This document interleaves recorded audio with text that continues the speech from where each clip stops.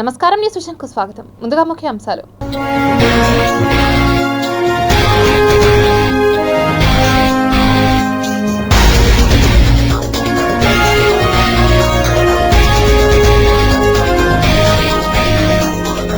అమెరికాను వణికిస్తున్న ప్రాణాంతక triple E virus, కలవరపడుతున్న శాస్త్రవేత్తలు.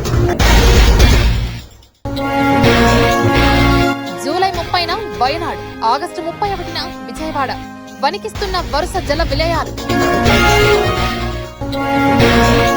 విజయవాడలో బాధితులకు సీఎం భరోసా, పూర్తిగా అండగా ఉంటానన్న చంద్రబాబు. దడ పుట్టిస్తున్న ఉచితాలు, అమలు కాని సూపర్ 6 పథకాలు. పత్తాలేని డిప్యూటీ సీఎం, అసలు నిజం బయటపడిందా? తిరుమల లడ్డూకి ఆధార్ లింక్, టీటీడీ నిర్ణయంపై భక్తుల అసంతృప్తి. ఇక వార్తల్లోని వివరాలు చూద్దాం. కూటమి ప్రభుత్వం అధికారంలోకి రావడం కోసం సాధ్యం కానటువంటి హామీలను సైతం టీడీపీ నేత చంద్రబాబు, జనసేన పార్టీ అధినేత పవన్ కళ్యాణ్ తెలియజేశారు. అయితే పథకాల విషయంలో అమలు చేయమంటే మాత్రం ఆర్థికంగా ఏపీ దగ్గర నిధులు లేవంటూ తెలియజేస్తున్నారు. ఉచిత పథకాలు అంటూ చెప్పి అధికారంలోకి వచ్చిన చంద్రబాబు వీటిని అమలు చేయలేకపోతున్నారు. కానీ ఉచిత పథకాలను చాలా మంది మేనిఫెస్టో సమయంలోనే హెచ్చరించడం జరిగింది. కానీ చాలా మంది నేతలు వీటిని వినడం లేదు. ఇప్పుడు ఇలాంటి పరిస్థితే హిమాచల్ ప్రదేశ్లో ఏర్పడింది. ముఖ్యంగా ఇలాంటి ఉచిత పథకాల వల్ల రాబోయే రోజుల్లో డబ్బు ఎంత పెట్టినా దొరకని పరిస్థితి ఏర్పడుతుందంటూ హెచ్చరించారు. కానీ రాజకీయ పార్టీలు వేలంపాట మాదిరిగా ఒకరు 2,000 రూపాయలు ఇస్తామంటే మరొకరు 4,000 రూపాయలు ఇస్తామంటూ జనం ముందు పెట్టి వారి యొక్క లబ్ధి పొందుతున్నారు. ప్రజలు కూడా ఉచితంగా వస్తోంది కదా అంటూ ఎక్కువ ఏ వైపు ఇస్తే ఆ వైపే మొగ్గు చూపుతున్నారు. కానీ ఉచితాల వల్ల కలిగే ముప్పేంటో ఇప్పుడు హిమాచల్ ప్రదేశ్ కళ్లకు కట్టినట్లుగా అన్ని రాష్ట్రాలకు చూపిస్తోంది. హిమాచల్ ప్రదేశ్ ప్రస్తుతం కాంగ్రెస్ చేతుల్లో ఉంది. ముఖ్యంగా ఉచిత హామీలు ఎన్నో ఇవ్వడం జరిగింది. అంతేకాకుండా పాత పెన్షన్ విధానాన్ని కూడా ఇస్తామని, వీటితో పాటు ఉచిత పథకాలు కూడా ఇస్తామని చెప్పిన ప్రభుత్వం ఇప్పుడు ఏమీ చెయ్యలేక చేతులెత్తేసినట్లుగా తెలుస్తోంది. హిమాచల్ ప్రదేశ్ ఇప్పుడు ఆర్థిక సంక్షోభంలో చిక్కుకుపోయినట్లుగా సమాచారం. ముఖ్యంగా ఆ రాష్ట్ర ముఖ్యమంత్రి, మంత్రులు, ఎమ్మెల్యేలు సైతం జీతాలు తీసుకోమంటూ తెలియజేశారు. అయితే ఈ పరిస్థితి ఏర్పడడానికి ముఖ్య కారణం పెన్షన్ విధానమే అన్నట్లుగా తెలుస్తోంది. అలాగే మహిళలకు 1,500 రూపాయలు, బస్సులలో ప్రయాణించే వారికి 50% రాయితీ, వీటికి తోడు ఉచిత విద్యుత్ పథకం అంటూ కాంగ్రెస్ ప్రభుత్వం తెలిపింది. దీంతో హిమాచల్ ప్రదేశ్ 95,000 కోట్ల రూపాయల అప్పుల్లో ఉందట. ఇక ప్రస్తుతం ఈ హెచ్చరిక ఏపీకి కూడా వర్తించేలా కనిపిస్తోంది. ఏపీ ఆదాయాలు చూస్తే 1,50,000 కోట్ల రూపాయలు ఉందని చెబుతున్నా ఉద్యోగుల జీతాలు, పెన్షన్లకే చాలా అయిపోయిందట. ఇక అప్పులు, వడ్డీల మాట విషయానికి వస్తే వీటికంటే పెన్షన్లకే కొన్ని వేల కోట్ల రూపాయలు ఖర్చవుతోందట. రాజధాని నిర్మాణం కోసం కొన్ని వేల కోట్ల రూపాయలు రుణం తీసుకుంటున్నారు. ఇది రాబోయే రోజుల్లో అప్పు కనుక ఏపీకి నష్టం తీసుకొచ్చేలా చేస్తుంది. అలాగే సూపర్ 6 హామీలు కూడా ఇంకా కూటమి ప్రభుత్వం అమలు చేయలేదు. వీటికి తోడు పాత పెన్షన్ విధానాన్ని అమలు చేయాలని ఏపీ ఉద్యోగులు కోరుతున్నారు. ఇలా అన్ని చెప్పుకుంటూ పోతే ఏపీ కూడా ఆర్థిక ఇబ్బందులు తప్పదు అన్నట్లుగా వార్తలు వినిపిస్తున్నాయి. దీన్ని బట్టి చూస్తే ఏపీ సీఎం చంద్రబాబు ఉచిత పథకాలకు స్వస్తి పలకడమే మంచిదని చాలా మంది తమ అభిప్రాయంగా ప్రజలు కూడా తెలియజేస్తూ ఉన్నారు. మరి కొంతమంది మాత్రం ఖచ్చితంగా ఉచితాలను అమలు చేయాలంటూ తెలియజేస్తున్నారు. సరిగ్గా నెల క్రితం వయనాడ్, ఇప్పుడు విజయవాడ. కాకతాళీయమో మరేమో కానీ దాదాపు 2 చోట్ల వర్షం బీభత్సం సృష్టించిన తేదీలు కాస్త అటు ఇటుగా ఒక్కటే. దేశంలో ఎన్నడూ లేని విధంగా జల విలయాలు అందరినీ భయాందోళనకు గురిచేస్తున్నాయి. సరిగ్గా నెల రోజుల క్రితం జూలై 30 కేరళలో వయనాడ్లో ఆకాశం బద్దలైంది. కొండలు కూలిపోయాయి. ఊళ్లకు ఊళ్లు నామరూపాలు లేకుండా పోయాయి. 392 మంది ప్రాణాలు కోల్పోయారు. ఇప్పటికీ ఏ రోజుకా రోజు కేరళ వరదలు సృష్టించిన విధ్వంసం తాలూకా చేదు జ్ఞాపకాలు ఏదో ఒక రూపంలో స్థానికుల్ని వెంటాడుతూనే ఉన్నాయి. నిలువ నీడ లేకుండా మిగిలిపోయిన కుటుంబాలు ఇప్పట్లో తేరుకునేలా కనిపించడం లేదు. యావత్ దేశం కేరళను ఆదుకునేందుకు ముందుకొచ్చింది. ఆగస్టు 2024 వర్షాలు స్టిల్ కంటిన్యూ అయినా వర్షాకాలం వర్షాలు కాక ఎండలు కాస్తాయా అన్న వాళ్ళు లేకపోలేదు. కానీ ఈ వర్షాలు వర్షాకాలం వర్షాల్లా కురిస్తే మనమింత ఘనంగా మాట్లాడుకోవాల్సిన పని లేదు. మహారాష్ట్రను ముంచేసింది. ముంబై మహానగరాన్ని కూడా వర్షాలు అల్లాడించేసింది. ఆపై గుజరాత్ను గడగడలాడించేసింది. ఇప్పటికే 3 పదులకు పైగా ప్రాణాలు పోయాయి. సుమారు 20,000 మందిని సురక్షిత ప్రాంతాలకు తరలించారు. ఇక తెలుగు రాష్ట్రాల విషయానికి వస్తే ఈ ఏడాది నైరుతి ముందే వచ్చిన వర్షాలు ఆలస్యమయ్యాయి. జూలై 3-4 వారాల వరకు పెద్దగా వర్షాల జాడే లేదు. ఎగువన కర్ణాటక, మహారాష్ట్రలలో కురిసిన వర్షాల ధాటికి క్రమంగా ప్రాజెక్టులు నిండటం మొదలైంది. ఆపై తెలుగు రాష్ట్రాల్లోనూ వరుణుడు కరుణించడంతో 4-5 రోజుల క్రితం వరకు అన్ని ప్రాజెక్టులు కలకలలాడుతూ కనిపించాయి. ఆగస్టు కూడా ముగిసి సెప్టెంబర్ వస్తూ ఉండడంతో ఈ ఏడాదిక వర్షాలు సరిపోతాయిలే అనుకున్నారంతా. అయితే జూలై 30 కేరళను అతలాకుతలం చేసేస్తే సరిగ్గా నెల రోజుల్లో అంటే ఆగస్టు 30-31 తెలుగు రాష్ట్రాలను ముంచేశాడు వరుణుడు. ఇప్పటికీ ఎన్నిసార్లు వాయుగుండాలు రాలేదు. అయినా ఈ వాయుగుండం సృష్టించినంత విలయం బహుశా గడిచిన కొన్నేళ్లలో ఎప్పుడూ జరగలేదేమో. ఎక్కడో ఉత్తరాంధ్రలో కళింగపట్నం దగ్గర తీరం దాటిన వాయుగుండం కృష్ణా, గుంటూరు, ఖమ్మం, నల్గొండ జిల్లాల్లో ఇంత భీభత్సం సృష్టిస్తుందని ఎవరూ ఊహించి ఉండరు. నిజానికి వాయుగుండం తీరం దాటిన శ్రీకాకుళం జిల్లా కళింగపట్నం ప్రాంతంలో మామూలు వర్షమే పడింది. పెద్దగా ఈదురుగాలులు కూడా లేవు. దీంతో అక్కడ ప్రజలు ఊపిరి పీల్చుకున్నారు. కానీ అంతంత మాత్రమే ప్రభావం ఉంటుందనుకున్న కృష్ణా, గుంటూరు, ఖమ్మం, నల్గొండ జిల్లాల్లోనూ ఇటు తెలంగాణలోని కొన్ని జిల్లాల్లో మాత్రం రికార్డు స్థాయి వర్షాలు నమోదయ్యాయి. 74 ఏళ్ల వయస్సులోనూ అదే జోరు చూపిస్తున్నారు ఏపీ సీఎం చంద్రబాబు నాయుడు. ఏదో బాధితులను నామమాత్రంగా పరామర్శించి వెళ్లిపోకుండా పరిస్థితులు పూర్తిగా చక్కబడేంత వరకు పనిచేయడం చంద్రబాబు స్టైల్. తానే స్వయంగా రంగంలోకి దిగితే అధికార గణమంతా సహాయక చర్యల్లో చురుగ్గా పాల్గొంటారు. వర్షాలు, వరదలు, ఇక ప్రకృతి విపత్తులు వచ్చినప్పుడు పాలకులు ప్రజలను కలవడం, వారిని పరామర్శించడం సర్వసాధారణం. కానీ ఈ విషయంలో టీడీపీ అధినేత ఏపీ సీఎం చంద్రబాబు తీరు మాత్రం మిగతా వారి కంటే కాస్త భిన్నంగా ఉంటుంది. ఏదో బాధితులను నామమాత్రంగా పరామర్శించి వెళ్లిపోకుండా పరిస్థితులను పూర్తిగా చక్కబడేంత వరకు పనిచేయడం చంద్రబాబు స్టైల్. తానే స్వయంగా రంగంలోకి దిగితే అధికార గణమంతా సహాయక చర్యల్లో చురుగ్గా పాల్గొంటుందని ఆయన భావిస్తూ ఉంటారు. పరిస్థితులు చక్కబెట్టేందుకు తాను పనిచేస్తూ అధికారులతో పని చేయిస్తూ ఉంటారు. 74 ఏళ్ల వయస్సులోనూ అదే జోరు చూపిస్తున్నారు. తాజాగా విజయవాడలోనూ సీఎం చంద్రబాబు అదే తరహాలో ప్రజలకు భరోసా కల్పించే ప్రయత్నం చేశారు. వాగులు, వంకలు పొంగి ప్రవహిస్తుండటంతో పలు గ్రామాలు జల దిగ్బంధంలో చిక్కుకుపోయాయని సీఎం చంద్రబాబు తెలిపారు. ఈ నేపథ్యంలో AP CM Chandrababu Telangana CM Revanth రెడ్డితో కేంద్ర హోంమంత్రి అమిత్ షా ఫోన్లో మాట్లాడినట్లు తెలిపారు. భారీ వర్షాలు, వరదల పరిస్థితిపై సమీక్షించారు. వరదల కారణంగా రాష్ట్రంలో జరిగిన నష్టాన్ని కేంద్ర హోంశాఖ మంత్రి అమిత్ షాకు వివరించినట్లుగా చంద్రబాబు తెలిపారు. ప్రాణ నష్టం జరగకుండా తగిన జాగ్రత్తలు తీసుకుంటున్నామని తెలిపారు. కేంద్ర ప్రభుత్వం నుంచి అన్ని విధాలా సహాయం అందజేస్తామని అమిత్ షా కూడా హామీ ఇచ్చినట్లు వెల్లడించారు. బాధితులను ఆదుకునేందుకు కేంద్రం నుంచి అదనపు బలగాలు రాష్ట్రానికి రానున్నట్లు చంద్రబాబు తెలిపారు. ఈ రాత్రికి విజయవాడ కలెక్టరేట్లో ఉండి స్వయంగా సమీక్షిస్తానని చంద్రబాబు స్పష్టం చేశారు. 2 రోజులుగా కురుస్తున్న కుండపోత వర్షాలకు విజయవాడ చిగురుటాకులా వణికిపోతోంది. ఎక్కడికక్కడ నిలిచిన వరద నీటితో జనజీవనం స్తంభించిపోయింది. నగరంలోని పలు కాలనీలు నీట మునిగాయి. ఏరు దారి ఏకమైపోవడంతో ఇళ్లల్లోంచి బయటకు రావాలంటేనే జనం జంకుతున్నారు. అపార్ట్మెంట్ల సెల్లార్లను ఎక్కడికక్కడ వరద ముంచెత్తింది. రోడ్లపై మోకాలు లోతు నీరు నిలవడంతో వాహనాల రాకపోకలకు తీవ్ర అంతరాయం ఏర్పడుతోంది. విద్యుత్ సబ్స్టేషన్లలోకి నీరు చేరి ప్రమాదకరంగా మారింది. ఈ నేపథ్యంలోనే విజయవాడ కలెక్టరేట్లో బస చేసిన ముఖ్యమంత్రి చంద్రబాబు ఎప్పటికప్పుడు సమీక్ష నిర్వహిస్తున్నారు. అంతకుముందు భారీ వర్షాలు, వరదల కారణంగా పూర్తిగా నీట మునిగిన కాలనీల్లో బోట్లలో పర్యటించారు. కొందరు వద్దని వారించినా చంద్రబాబు మాత్రం వెనక్కి తగ్గలేదు. ప్రజలు కష్టాల్లో ఉన్నప్పుడు వాళ్లకు ధైర్యం చెప్పాల్సిన అవసరం తన మీద ఉందని ముందుకు కదిలారు. వరదలతో ఇబ్బంది పడుతున్న వారితో మాట్లాడారు. నేనున్నానని వారికి ధైర్యం చెప్పారు. ప్రజల సమస్యలు తెలుసుకొని పరిష్కరించేందుకు రాత్రంతా కలెక్టర్ కార్యాలయంలోనే ఉంటానని చెప్పారు. అంతేకాదు లక్షల మందికి ఆహారం అందించేలా చర్యలు చేపట్టారు. అక్షయ పాత్ర సంస్థ చంద్రబాబు ఆదేశాలతో ఇందుకోసం ఏర్పాట్లు చేసింది. గతంలో హుద్హుద్ తుఫాను కారణంగా దెబ్బతిన్న విశాఖలోనూ ఇదే రకంగా పర్యటించినట్లు చంద్రబాబు తెలిపారు. బస్సులో తిరుగుతూ విశాఖ వాసుల కష్టాలు తెలుసుకున్నానని చెప్పారు. ఎప్పటికప్పుడు అధికారులకు ఆదేశాలిస్తూ వారి ఇబ్బందులు తీర్చానని అన్నారు. సాధ్యమైనంత తొందరగా ఉక్కు నగరం హుద్హుద్ ప్రభావం నుంచి కోలుకునేలా చేశామని చంద్రబాబు ఈ సందర్భంగా వెల్లడించారు. అధికారంలో ఉన్న, విపక్షంలో ఉన్న, ఇబ్బందుల్లో ఉన్న ప్రజలను కలిసేందుకు, వారికి భరోసా కల్పించేందుకు సాధ్యమైనంత తొందరగా వాళ్ల దగ్గరకు వెళ్తూ ఉంటారు చంద్రబాబు. విపక్షంలో ఉన్నప్పుడు పార్టీ పరంగా, అధికారంలో ఉన్నప్పుడు ప్రభుత్వ పరంగా వారిని ఆదుకునేందుకు ప్రయత్నిస్తారు. తాజాగా భారీ వర్షాలు, వరదల కారణంగా ఇబ్బంది పడుతున్న విజయవాడ, గుంటూరు వాసుల కష్టాలు తీర్చేందుకు జెట్ స్పీడ్తో రంగంలోకి దిగిన చంద్రబాబు ఈ కష్టం నుంచి ప్రజలను త్వరలోనే గట్టెక్కిస్తారని చాలా మంది నమ్ముతున్నారు. కూటమి ప్రభుత్వంలో కీలకంగా మారిన Janasena party deputy CM Pawan Kalyan వరద ప్రాంతాల్లో సహాయక చర్యల్లో మాత్రం అసలు ఎక్కడా కనిపించడం లేదట. ఇంతకు పవన్ కళ్యాణ్ ఎక్కడున్నారు, ఏం చేస్తున్నారు ఓసారి తెలుసుకుందాం. తెలుగు రాష్ట్రాల్లో భారీ వర్షాల కారణంగా అల్లకల్లోలం ఏర్పడింది. ముఖ్యంగా ఆంధ్రప్రదేశ్లో రాజధాని ప్రాంతంలో ఉన్నటువంటి ప్రజలు చాలా ఇబ్బందులకు గురవుతున్నారు. ఆ ప్రాంతమంతా కూడా జల దిగ్బంధంతో మునిగిపోయింది. కాపాడేందుకు కూడా అధికార యంత్రాంగం ఎన్నో ప్రయత్నాలు చేస్తున్నా వీలు కుదరడం లేదు. కేంద్ర రాష్ట్ర అధికారులతో పాటు స్వచ్ఛంద సంస్థలు వచ్చి ప్రజలను కాపాడడానికి ముందుకొచ్చాయి.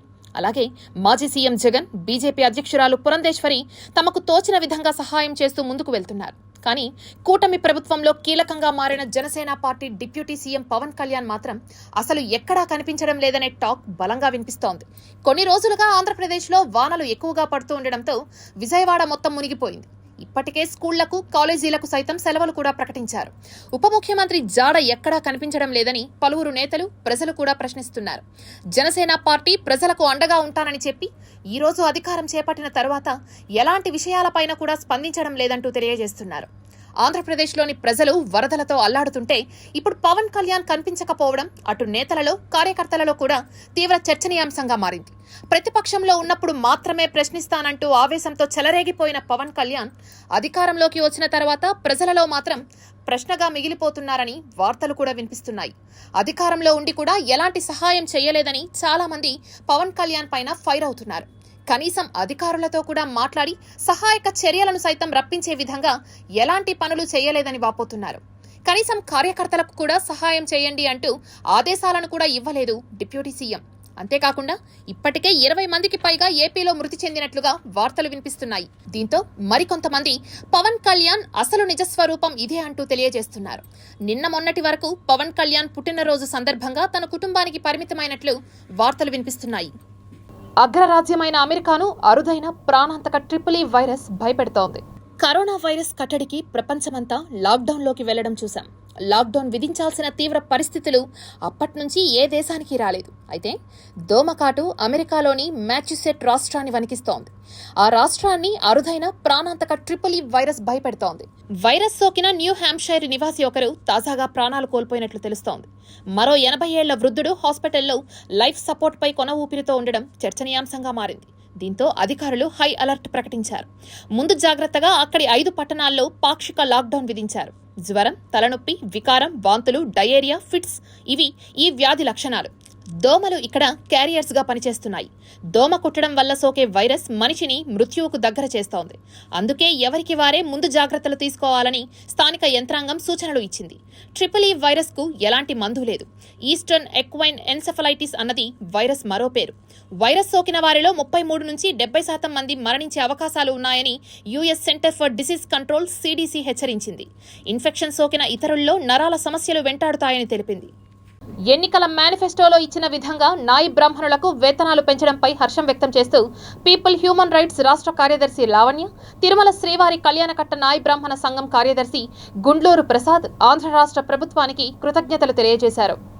గతంలో బ్రాహ్మణులకు, నాయి బ్రాహ్మణులకు తెలుగుదేశం ప్రభుత్వం అయితేనేమి, జనసేన ప్రభుత్వం వ్యతిరేకమని కొన్ని ప్రచారాలు చేయడం జరిగింది. ఈ యొక్క నిర్ణయంతో వేలాది మంది బ్రాహ్మణులు, నాయి బ్రాహ్మణుల యొక్క జీవితాల్లో వెలుగు రాబోతున్నాయి. అంటే ఈ కూటమి ప్రభుత్వం బ్రాహ్మణులకైతేనేమి, నాయి బ్రాహ్మణుల పక్షాన అండగా ఉంది అని తెలియజేయడానికి ఇది ఒక నిదర్శనం. టీటీడీ దేవస్థానాల్లోనూ ఎండోమెంట్ డిపార్ట్మెంట్లో కూడా ఉద్యోగాలే కాకుండా పాలక మండలి సభ్యులుగా కూడా నియమిస్తామని, ఈ కూటమి ప్రభుత్వంలో బ్రాహ్మణులకు కూడా అవకాశాలు కల్పిస్తామని చెప్పేసని నారా చంద్రబాబు నాయుడు గారు అధికారంలోకి వచ్చిన వెంటనే తెలియజేయడం జరిగింది. అందుకు గాను కృతజ్ఞతలు తెలియజేసుకుంటూ పర్యావరణానికి హాని కలిగించే విగ్రహాలను ఏర్పాటు చేయకుండా మట్టి విగ్రహాలను ఏర్పాటు చేసి పర్యావరణానికి సహకరించాలని తిరుపతి నగరపాలక సంస్థ కమిషనర్ మౌర్య తెలిపారు.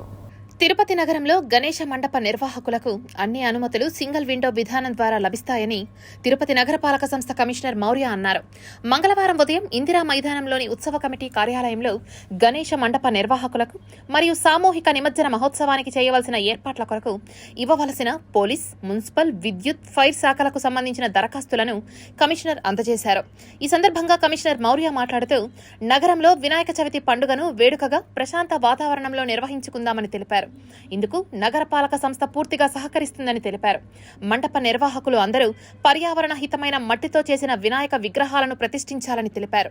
పోలీస్, మున్సిపల్, విద్యుత్, ఫైర్ శాఖలకు సంబంధించిన దరఖాస్తులు అన్నీ ఒకే చోట కూర్చొని అనుమతులు ఇచ్చే విధంగా సింగిల్ విండో విధానం ద్వారా దరఖాస్తులు పొందవచ్చునని తెలిపారు. క్రమశిక్షణతో పండుగను చేసుకోవాలని, ఇందుకోసం ఉత్సవ కమిటీ చేస్తున్న కృషిని అభినందించారు. కమిటీ కన్వీనర్ సామంచి శ్రీనివాస్ మాట్లాడుతూ నగరంలో పండుగను భక్తిపూరితంగా నిర్వహించుకుందామని, సినిమా పాటలు, రికార్డు డాన్సులు, మత్తు పదార్థాలు లేకుండా ప్రశాంత వాతావరణంలో నిర్వహించుకునేందుకు అందరూ సహకరించాలని కోరారు.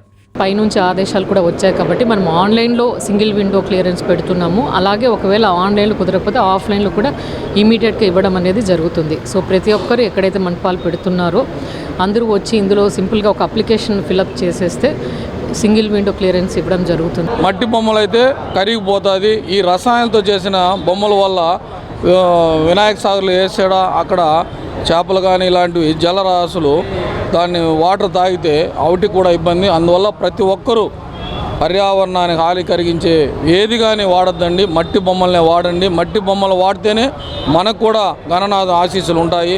చిత్తూరు నగరంలోని గిరింపేట మ్యాంగో భవన్లో జిల్లా రచయితల సంఘం ఆధ్వర్యంలో గౌరవ అధ్యక్షులు కట్టమంచి బాలకృష్ణారెడ్డి అధ్యక్షతన నెలవారీ ఆత్మీయ సమావేశాన్ని నిర్వహించారు. మనిషికి ప్రాణం ఉన్నంత వరకు సంఘంలో విలువ ఉంటుందని, ప్రాణం పోయిన తర్వాత అందరికీ వారి జ్ఞాపకాలలో ఆ మనిషి గుర్తుండాలంటే అది సాహిత్యకారునికే సాధ్యమవుతుందని స్పష్టం చేశారు. రచనలు, కవితలు, సాహిత్యాలు చిరకాలం సమాజంలో నిలిచిపోతుందని అన్నారు. ఈ అవకాశం సాహితీవేత్తలకు, కళాకారులకే దక్కుతుందని అన్నారు. అలాంటి గొప్ప కార్యక్రమాలను నిర్వహిస్తున్న రచయితల సంఘం సభ్యులను ఆయన అభినందించారు. సంఘం జిల్లా అధ్యక్షులు గిరిధరన్ మాట్లాడుతూ సమాజంలో కనుమరుగవుతున్న సంస్కృతి సాంప్రదాయాలను, హిందూ పద్ధతులను, సాహిత్య సంపదను పరిరక్షించుకోవడం మనందరి బాధ్యత అని అన్నారు. ప్రభుత్వం కవులను, సాహితీవేత్తలను గుర్తించి వారికి సన్మానాలు, సత్కారాలు చేయడంతో పాటు సాహిత్య సంస్థల అభివృద్ధికి చర్యలు చేపట్టాలని కోరారు.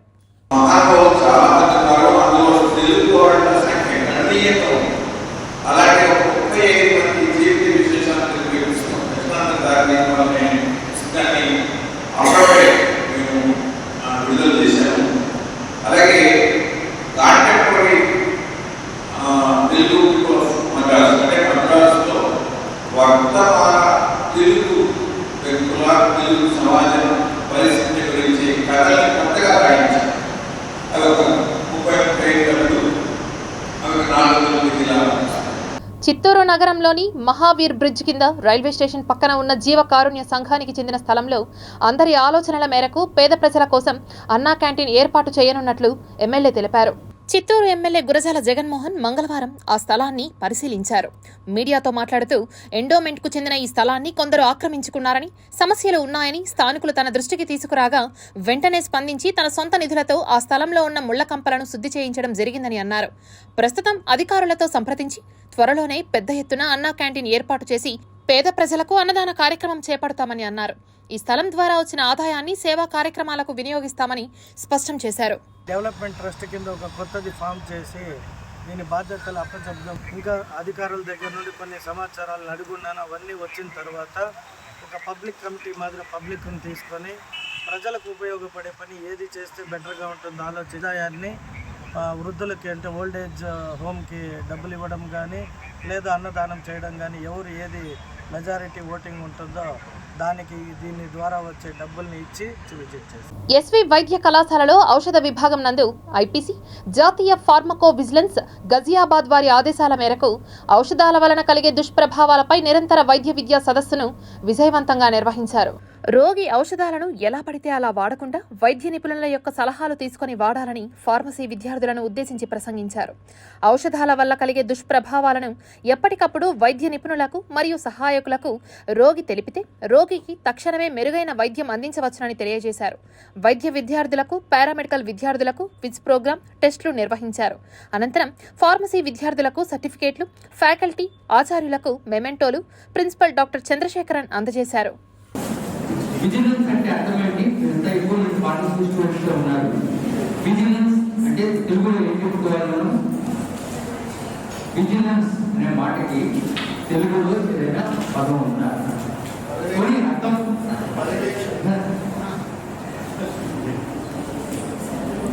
పర్యవేక్షణ సాగనే సూపర్విజన్ అవుతుంది. ఆంధ్ర రాష్ట్ర ముఖ్యమంత్రి చంద్రబాబు నాయుడు ఇంటికి 3 కిలోమీటర్ల దూరంలోనే ఇంత పెద్ద విపత్తు వచ్చినా కనీసం ప్రజలను ఆదుకోలేకపోయారంటే ఇది ముమ్మాటికి ఈ రాష్ట్ర ప్రభుత్వం, రాష్ట్ర ముఖ్యమంత్రి వైఫల్యమేనని మాజీ మంత్రి ఆర్కే రోజా పేర్కొన్నారు. ఈ రోజుటి వరకు 4-5 రోజులు ప్రజలకి తిండి అందించడంలో ఈ ప్రభుత్వం విఫలమైంది. కనీసం ఇది జరిగినప్పుడు సీఎం గారు పనిచేయట్లేదు, వయసు అయిపోయింది.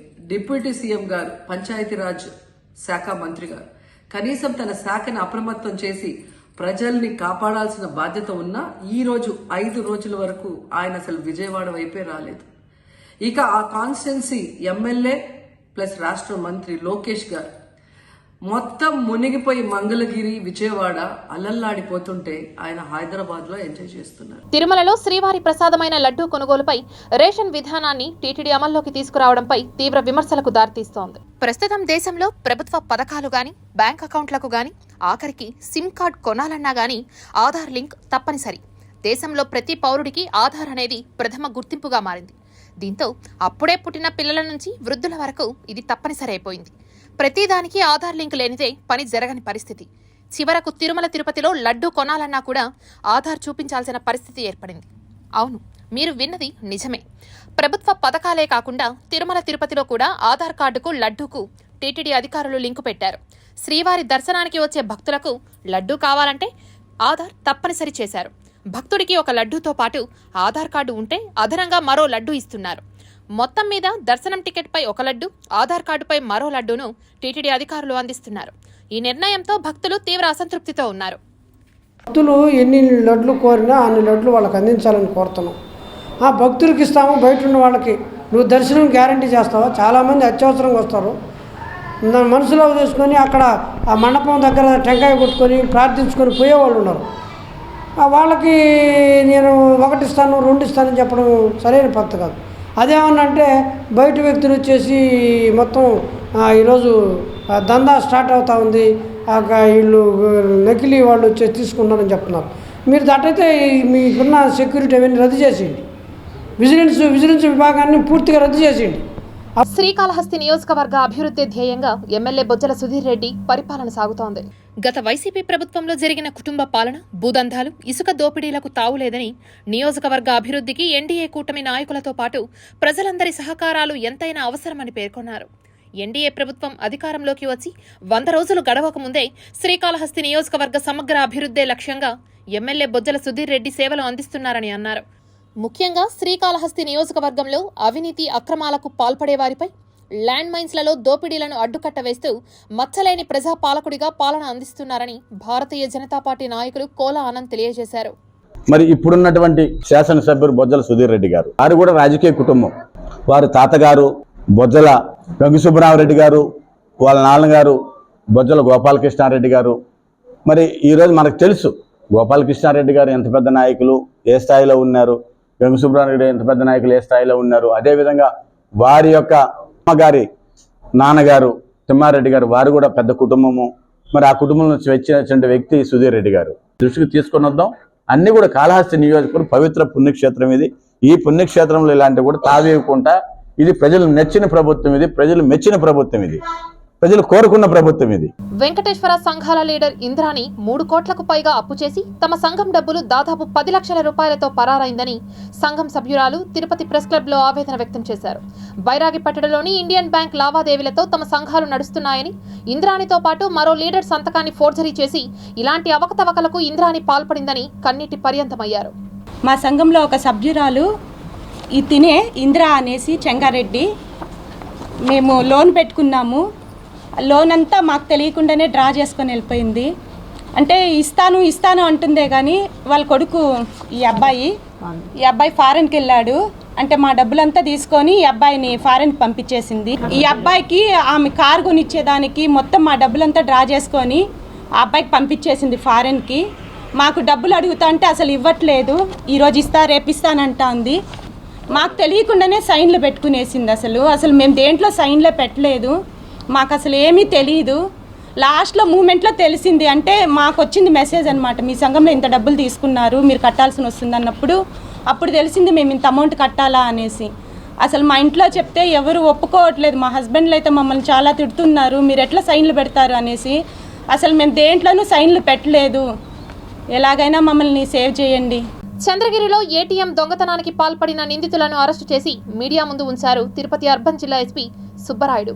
తిరుపతి అర్బన్ జిల్లా ఎస్పీ కార్యాలయంలో ఏర్పాటు చేసిన విలేకరుల సమావేశంలో ఎస్పీ సుబ్బరాయుడు మీడియాతో మాట్లాడుతూ గత నెల 30వ తేదీ చంద్రగిరిలోని కోసూరు కాంప్లెక్స్లో ఉన్న ఎస్బీఐ ఏటీఎంలో దొంగతనానికి పాల్పడ్డారని, ఆ 3 నిందితులను అదుపులోకి తీసుకుని పోలీసులు విచారించగా ఏటీఎంలోని 39,53,500 రూపాయలను దొంగలించినట్లు నిందితులు తెలిపారు.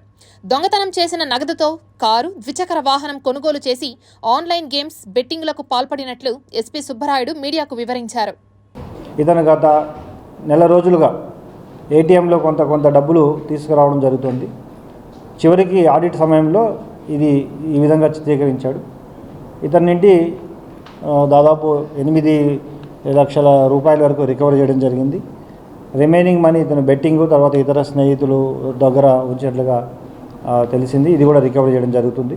చిత్తూరు జిల్లా పలమనేరు నియోజకవర్గం వీకోటలో ఉద్రిక్తత పరిస్థితులు చోటు చేసుకున్నాయి. ఓ వర్గానికి చెందిన యువకులు క్రికెట్ ఆడుతుండగా బంతి ఓ మహిళకు తగిలి గాయమైంది. ఈ సందర్భంగా సదరు మహిళ వారిని మందలించగా ఆమెపై వారు తిరిగి దాడి చేశారు. ఆమె పోలీసులకు ఫిర్యాదు చేయగా పట్టించుకోకపోవడంతో అందరూ కలిసి యువకులను అడగడానికి వెళ్లగా మాటు వేసిన ఆ యువకులు మరికొందరితో కలిసి రాళ్లు, బాటిళ్లు, రాడ్లతో దాడి చేశారు. దీంతో పలువురికి తీవ్ర గాయాలయ్యాయి. గాయాలైన వారిని ప్రభుత్వ ఆసుపత్రికి తరలించి చికిత్స అందిస్తున్నారు. ఎవరైతే తప్పు చేశారో వాళ్ళని అరెస్ట్ చేస్తామని మాకు భరోసా ఇస్తున్నాము. ప్రజలందరికీ చెప్పేది ఒకటే, ఎవరు గుంపులుగా ఉండొద్దు.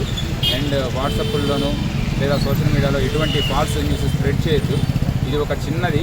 సో ఇది ఒక చిన్న విషయం ద్వారా వచ్చిందే తప్పితే ఇంతకుముందు కానీ ఇప్పుడు కానీ పరస్పరం ఎవరి మధ్య విభేదాలు లేవు. మొదటిసారి ఇంత పెద్ద లాండ్ ఆర్డర్ ఇష్యూ రావడం జరిగింది. దీన్ని ఎదుర్కోవడానికే నేను, కలెక్టర్ గారు ఇక్కడ నిన్న వచ్చాము. అందరితో మాట్లాడాము. అందరికీ ఆమోదయోగ్యమైన నిర్ణయమే తీసుకుంటాము. తప్పు చేసిన వాళ్ళు ఖచ్చితంగా అరెస్ట్ చేస్తాము. అండ్ ఎవరికైతే సరే ఆస్తి నష్టం జరిగిందో ఆస్తి నష్టం కూడా ఈరోజు లోకల్ ఆర్డీఓ గారు, ఎంఆర్ఓ గారు విజిట్ చేసి పర్సనల్గా ఎవరెవరికి ఎంత నష్టమైందో కూడా దానికి తగిన కాంపెన్సేషన్ కూడా వచ్చేలా మేము చర్యలు చేపడుతున్నాము. అందరినీ మేము చేసే రిక్వెస్ట్ ఒకటే, అందరూ మీ ఇళ్లలో ఉండండి, అనవసరంగా బయటికి రావద్దు అండ్ అల్లర్లో పాల్పడద్దు. మత్తు పదార్థాలను నివారించేందుకు తిరుపతి అర్బన్ జిల్లా పోలీస్ శాఖ పటిష్ట చర్యలు చేపట్టిందని, యువత మత్తు పదార్థాల వైపు మక్కువ చూపితే కటకటాలు తప్పవని తిరుపతి ఎస్పీ సుబ్బరాయుడు యువతను హెచ్చరించారు. తిరుపతి జిల్లా ఎస్పీ సుబ్బరాయుడు సంబంధిత పోలీస్ సిబ్బందితో సే నో టు డ్రగ్స్ గోడపత్రికను ఆవిష్కరించారు. అంతకుముందు ఎస్పీ మీడియాతో మాట్లాడుతూ మత్తు పదార్థాలకు యువత దూరంగా ఉండాలని, దేశ భవిష్యత్తుకు దిక్సూచి అయిన యువత మత్తు పదార్థాల బారిన పడి జీవితాలను చిత్తు చేసుకోవద్దని ఎస్పీ యువతను కోరారు. గంజాయి నిర్మూలించేందుకు ఇప్పటికే పోలీస్ శాఖ చర్యలు తీసుకుందని, తిరుపతి ఆధ్యాత్మిక క్షేత్రంలో మత్తు పదార్థాలను నివారించేందుకు తిరుపతి అర్బన్ జిల్లా పోలీస్ శాఖ పటిష్ట చర్యలు చేపట్టిందని ఎస్పీ తెలిపారు. మా సబ్ ఇన్స్పెక్టర్ ర్యాంక్ అధికారి దగ్గర నుండి అప్ టు ఎస్పీ స్థాయి అధికారి వరకు డిఎస్పీలు, ఇన్స్పెక్టర్స్ అందరూ కూడా వారి లోకల్లో ఉన్న స్కూల్స్ కానీ, కాలేజెస్ కానీ లేదా జనసమూహం ఉన్న ప్రాంతాల్లో ఈ పోస్టర్స్ని రిలీజ్ చేయడము, వారి దగ్గరికి వెళ్ళి వీటిపై పూర్తి అవగాహన కల్పించడం.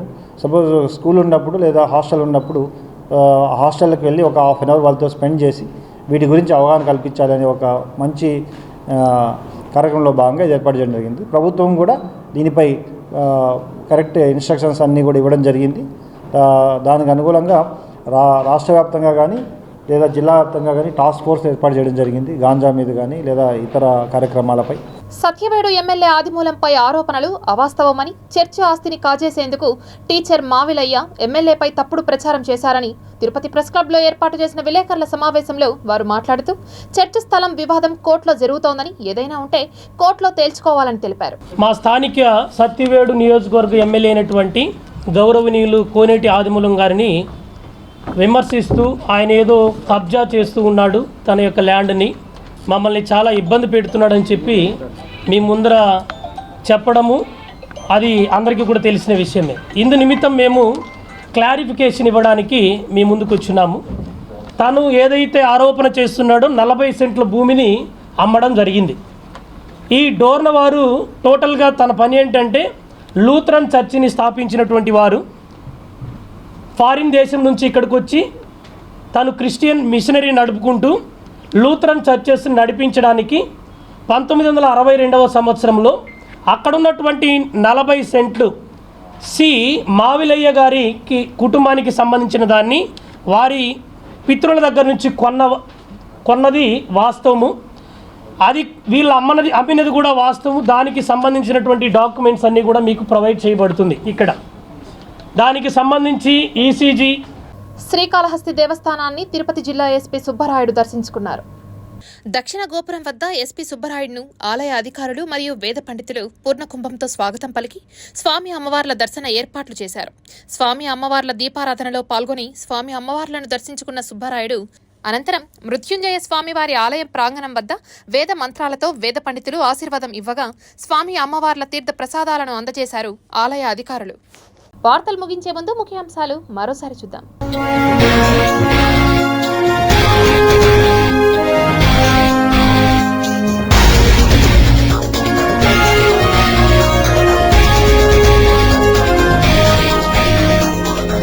అమెరికాను వణికిస్తున్న ప్రాణాంతక ట్రిపుల్ ఈ వైరస్, కలవరపడుతున్న శాస్త్రవేత్తలు. జూలై 30న వయనాడ్, ఆగస్టు 31న విజయవాడ, వణికిస్తున్న వరుస జల విలయాలు. విజయవాడలో బాధితులకు సీఎం భరోసా, పూర్తిగా అండగా ఉంటానన్న చంద్రబాబు. దడ పుట్టిస్తున్న ఉచితాలు, అమలు కాని సూపర్ 6 పథకాలు. పత్తాలేని డిప్యూటీ సీఎం, అసలు నిజం బయటపడిందా? తిరుమల లడ్డూకి ఆధార్ లింక్, టీటీడీ నిర్ణయంపై భక్తుల అసంతృప్తి. ఈ వార్తలు ఇంతటితో సమాప్తం. సమగ్ర సమాచారంతో ఈ విషయంలో మళ్ళీ కలుద్దాం. అంతవరకు సెలవు. నమస్కారం.